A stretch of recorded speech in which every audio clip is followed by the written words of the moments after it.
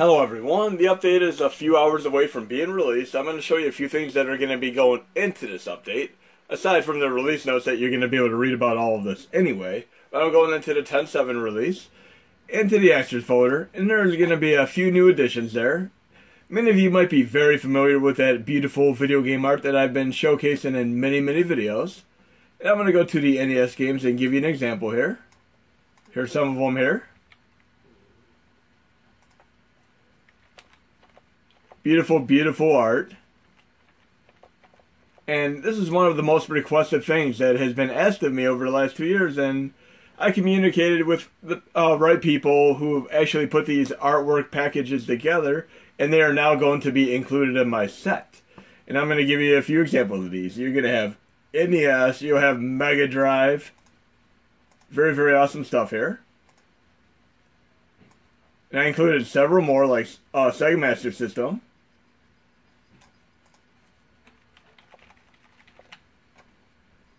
And of course, arcade games. Literally artwork for almost each and every arcade game that you could imagine. And I'm going to show you where they're going to be. They're going to be on the Mega NZ link in the game art folder. You have arcade main flyers, and you're going to have enough to cover pretty much nearly the entire set. And they're all actually coded to the actual names too. So, say for instance you just want to add the TMNT artwork, you can just type in TMNT. It'll pop up right away in the search result here. Right there. Makes it nice and easy to add to artwork.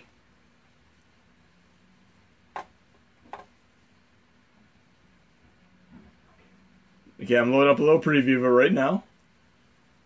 Very cool. And April looks silly as can be. I wonder what she's up to nowadays.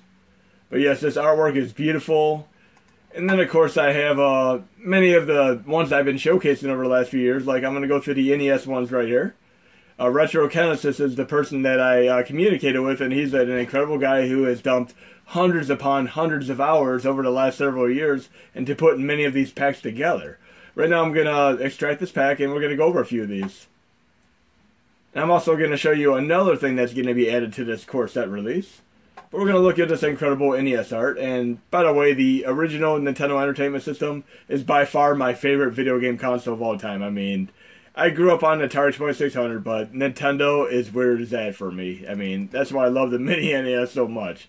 Many of you guys and gals have gotten into this after like 10 to 15 years. Last game you played might have been Super Mario Brothers, Zelda, but I've been playing these pretty much all my life since the 1980s and late 70s. But we're going to go through a few of these here. Look at these incredible Retro Genesis NES box arts. These are beautiful things indeed. Look at a few more. Absolutely beautiful. Love each and every one of these. We'll look at a Castlevania one, because Castlevania is a tremendous series, and I am doing a lot of horror extravaganza videos.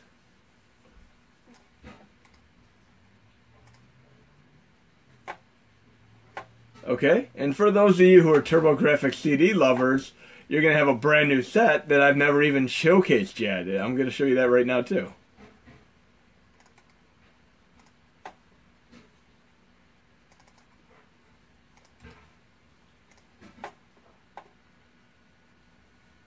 Look at these beautiful artworks. The CD jewel cases.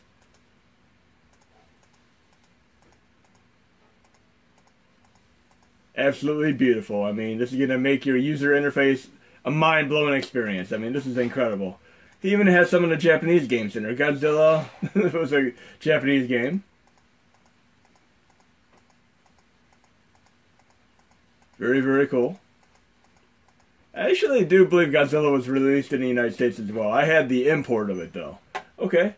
So I'm going to show you another new feature that we're going to have. But yes, this is going to be in the Mega NZ link, and you're going to have arcade flyers, NES art. You even have the artwork that Soul Catcher put together in the last year or two. I'll show you that real quick too. Because not everybody's going to want box art. Some of you might want actual cart images. I'm going to show you an example of those.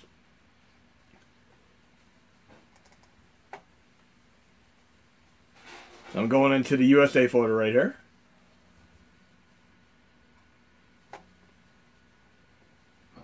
Very, very cool. It looks like the original artwork. We'll look at Mega Man as an example.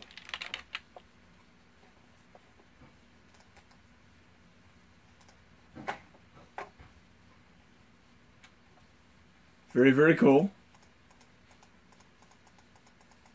Needs to go perfect on the user interface. So you have multiple sets that you could add for usage on the Mini. Again, arcade, NES, Sega Genesis, Sega 32X, Sega CD, Sega Master System, Sega Mega Drive, the Japan ones, of course, and TurboGrafx CD. I'm going to add more sets. I mean, you guys could and gals could request these, and I'll add each and every one. You don't have to wait for my updates either. You can just check the Mega NZ link after you request them, and I'll try to get them up within a day or few. But you have those and another edition that you're going to have with this release. And I'm going to exit out of here real quick.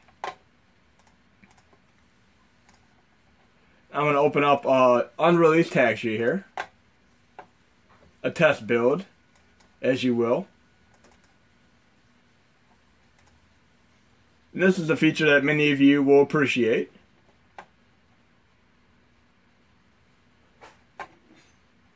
When you go into the Modules Install tab, you're going to see a new option here. It's actually going to be, let me allow my firewall to get past this program real quick. Modules, KMFDs, Mod Hub, and courtesy of Mad Monkey and DanielMan827, we now have the ability to download my latest chord set directly from Hashi2CE. And this isn't released yet, but when they post this release, you will be able to have this option in your Hashi2CE. I'm going to click it right now. And the organization is going to be slightly different in the final end result.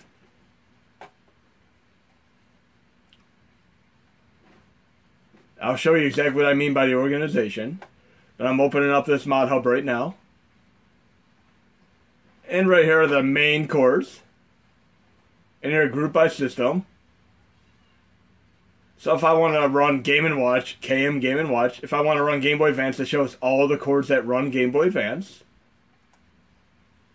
Game Boy and Game Boy Color. I mean, incredibly cool. But you're going to have all these organized by the exact type. I mean, we have add-ons, the main chords, system, user interface, USB host, Wi-Fi.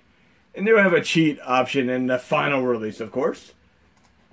But very, very cool. And if I go to the normal module install tab, simply by copying and pasting the entire chord set into the user mod directory, I'll be able to see the categorizations that I've done. I have add-ons right here, cheats, the main chords, the RetroArcs for the latest release. I'm only doing the extreme RetroArcs from the ones that support the 75% smaller chords. If you want the legacy chords, you're going to have to copy and paste those from my releases tab within the extras releases folder. Then we have system, user interface, USB host, and there'll be Wi-Fi as well. But everything's good to go there. And last but not least, we're going to boot up the system here real quick. Okay, here we have some of the absolutely incredible artwork that I'm going to be sharing within the core set update within the next few hours. I mean, these are true mainstays and beloved treasures of mine for quite some time now. I'm looking at Gauntlet 4 and Slaughter's Port for Mega Drive, aka Sega Genesis. Beautiful artwork indeed. And I have some NES games from Air Fortress to Athena, Batman the Video Game, Battle Kid 1 Fortress of Peril, Battle Kid 2 Mountain of Torment, Battle of Olympus, Battletoads. I mean, all this artwork is absolutely incredible. I give tremendous props and thanks to the original artists of these games when they first came out, as well as many people that have come into contact and made friends with over the years, as far as Retro Genesis, Rubbish Monkey, and so on. I mean, the Battle Kid games and several other translations, hacks, Japanese games and such were done by Rubbish Monkey. Many of the mainstream games, such as the Japanese games and, of course, the World games and USA releases were done by Retro Genesis, and a majority of the artwork that I've included with this core set update are done by Retro Genesis. Again, he has dumped probably hundreds upon hundreds of hours into this project, and it definitely shows. I would never go without these artworks again on my main user interface as well as in my folder structure. These are incredibly awesome for usage on Launchbox, the Mini NES, the mini SNES, as well as just perusing the artwork and just enjoying it as a whole. And I'm going to look at a few Sega CD games as well. And again, any art sets that any of you guys and gals would like to see, just feel free to request, and I'll try to get them in the Mega NZ link within a day or few. You do not have to wait for an update, just request them and I'll do what I can to get them included. Here we have some Sega CD games. Dark Wizard, great turn-based combat game. I'm going to be showcasing this in the next Horse Extravaganza video. Dungeon Explorer, Eternal Champions Challenge for the Dark Side. Wirehead. And then we have several arcade games. These are great arcade flyers from way back. I've been enjoying these since the 1990s with my arcade MAME emulator on PC.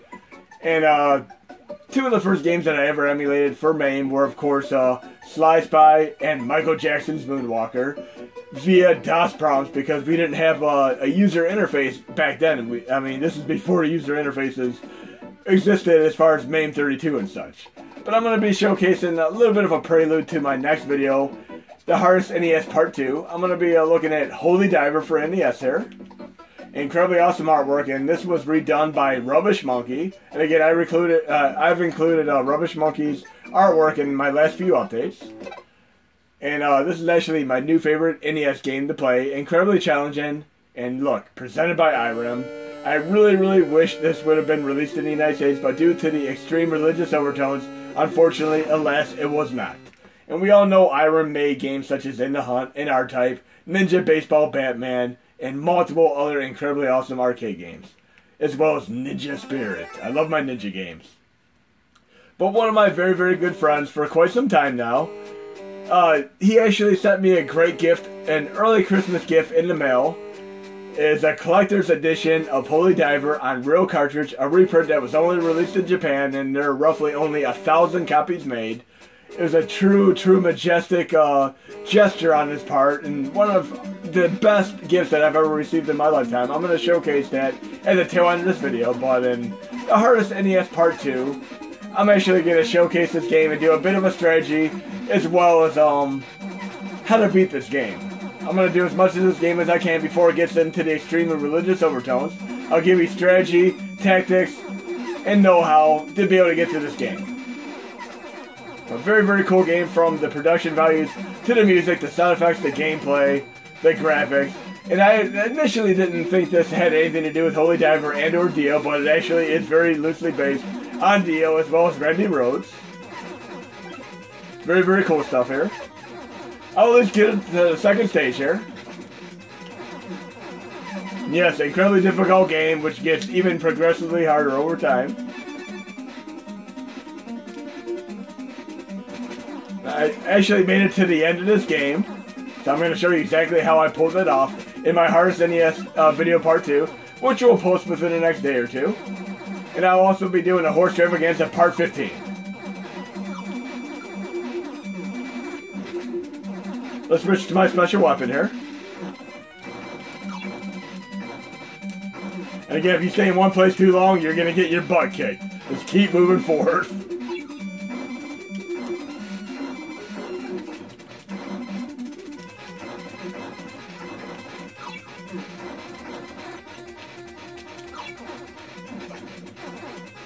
Everything's against me here.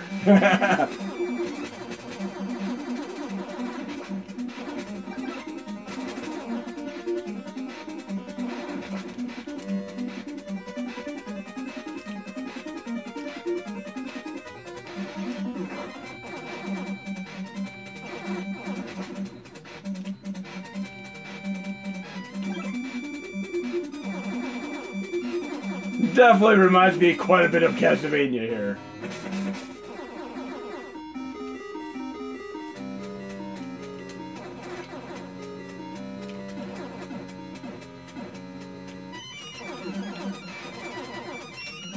And there's actually a bug on my TV right now. Perfect to go with the Horse Extravaganza fill. I don't have time to stop it. I'm not going to pause the game. I'm on a sliver of health here, but I'm still going to beat this boss. Don't you worry.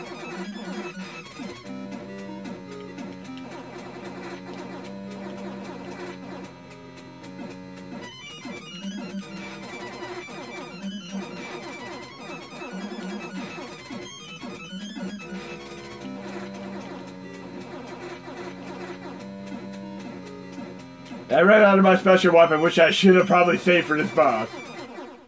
Okay, we're on stage 2 now. And again, at the tail end of this video, I'm going to showcase that incredibly awesome, one of the best gifts I've ever received from Driver99. Thank you, man. You're incredibly awesome. I'm going to be showcasing that in this video because it's such a beautiful thing indeed, and probably my most prized video game possession in all of history now.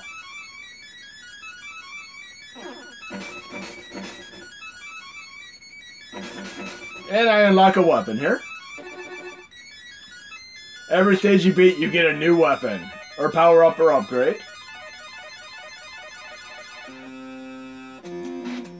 I get Blizzard, the ability to freeze stuff, which is really, really cool.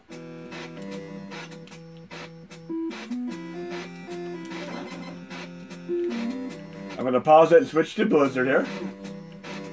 Now the enemies won't be able to do anything to me because I have them frozen. Except I have one frozen in a bad place there. I absolutely dig this music. Incredibly awesome here. Again, I'm going to be showcasing this all the way almost to the end of the game. But I'm going to be showcasing the incredibly awesome gift that Driver99 sent me. I'm going to pause this and pull out that gift and show you guys and gals it. It seems my cat doesn't want me to finish this video, but hopefully she'll leave me alone for a minute here. But this is an incredibly cool gift that Driver99 gave me. I'm going to read this note here. Hey Kyland, I'll be brief. I thought the timing was appropriate, and I did have an extra. You will probably have beaten the game by the time you get this, but I still hope you like it. Please accept this token of my gratitude, Black Tiger. Everything you've done, the atmosphere you created, means very much to me and my friends. So thank you for all you do, Mike. And I was absolutely blown away to find within this box this incredibly awesome gift. Huge, huge gesture here. Let me get it out real quick. Trying to do this with one hand right now.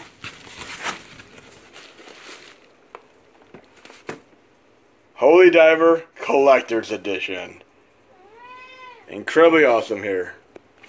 Let's see what comes with it. 8-bit video game cartridge with exclusive hard embossed collector's box, full color instruction manual, and individually numbered certificate of authenticity compatible with NES and Famicom.